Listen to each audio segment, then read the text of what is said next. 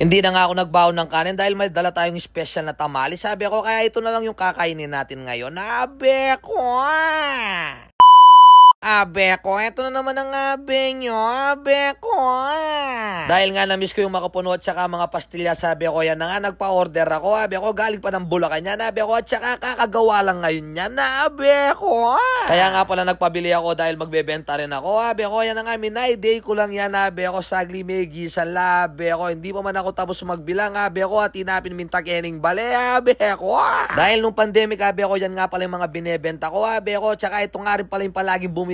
Kaya ngayon nakita niya sa My Day ko, abe ko, walang pakundangan na kagad nag-order siya, abe ko. Kaya pala pinakita ko si Bisero dyan, abe ko, dahil siya yung palaging kong kasama, abe ko, kapag nag-order ako at nag-deliver, abe ko. Kaya ngayon, ayan, magpapa-order ulit kami ni Bisero, abe ko, marami yan, abe ko, butchiron, chicharon, at saka marami pang iba, abe ko. Dahil nga nakita nila sa My Day ko, abe ko, yan na nga, magdi-deliver na tayo, abe ko, around lang sa amin yan, abe ko, malapit lang, kaya mabilisan na natin i-deliver, lalo na, kaya pong Porrick, abe ko, yan nga pala, siya wala raw tapo. Pagkatapos ko nga pala nag-deliver kay Laura Porrick, abe ko, dinagi ko muna si abe nyo, abe ko, para makapag-deliver kami kay Kumarin Daisy, dahil nag-order na siyang 2 makapuno at saka 1 pastilya, sabi ko. Kung tinatanong nyo, abe ko, kung bakit wala kaming helmet, abe ko, dahil 5 bahay lang yung pagitan, abe ko, kaya kahit hindi kami mag-helmet, pwede, abe ko, pero kailangan makamotor kami, abe ko, dahil malayo-layo rin kapag naglakad kami, abe ko. Pagdating nga pala namin dito, yan, namimirito siya ng lechong kawali, abe ko, sa mga gustong bumili, yan, dito lang yan sa Bicol, sa harapan ng court, abe ko. Hindi pala court yun, abe ko, eskwelahan pala, o yan, o, bibigyan na rin bayad, full scripted yan, abe ko. Siyempre, kailangan magpapogi ko pa, abe ko, commercial.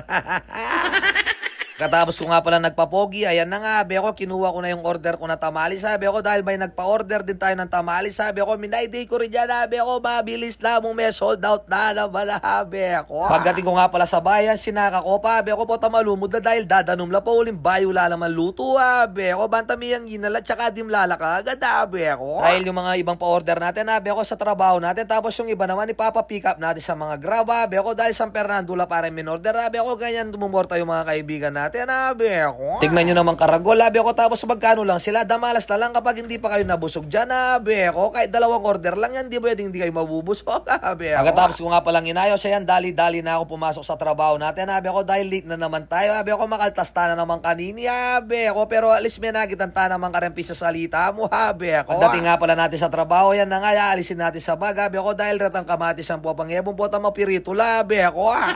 Ako kanita, abe ko, pero aalisin natin yung mga tamalis at saka mga puno, abe ko, dahil hindi sila pwedeng magsama, abe ko, dahil mainit pa yung mga tamalis natin, abe ko, baka matunaw yung mga pastilya, sabi ko. Nung makalipas na nga pala yung 30 minutes, sabi ko, dumating na yung mga kasamahan natin, abe ko, yan nga pala yung nag-order sa atin, abe ko, yan nga pala si Mr. Clark, abe ko, kung nakikilala nyo na, nag-trending sa Facebook yan, abe ko. Kahit hindi niya order, kinukuha niya, abe ko, dahil gusto pa daw niyang marami, abe ko, ba't hindi kaya siya nag-order ng marami para nakapag-stock ako ng marami, abe ko, yan na nga, dumating na yung grab, abe ko, dahil hatid na sa San Fernando, abe ko. Nakaapat ako na booking dyan, abe ko, kinakancel nila, buti na lang si kaluguran natin, abe ko, siya yung tumanggap, abe ko. Bakit kaya nag-grab pa sila, abe ko, kung kinakancel din nila yung pick up at saka deliver, ay tabalugi kayo, abe ko. Kaya nga yan, nagutom ako sa kanila sa kakakancel nila, abe ko, may nga nakumunta maalis, abe ko. Kaya sa mga gusto mag-order ng tamales dyan, abe ko, PM nyo lang ako, abe ko, kailangan marakalan na kagad, banta minsan na namu, abe ko. Kung nakikita nyo yung mga tamales sa daan at saka sa palengke, abe ko, iba to, abe ko, hindi natin yung manibabo, may nibaya pa bagyo, abe ko. Kaya sa susunod, abe ko, magpapa-order na tayong tamales, chicharon, makapuno, tsaka pastillas at tsaka marami pang iba, abe ko, kaya maraming salamat sa inyo. Thank you, God bless, bye!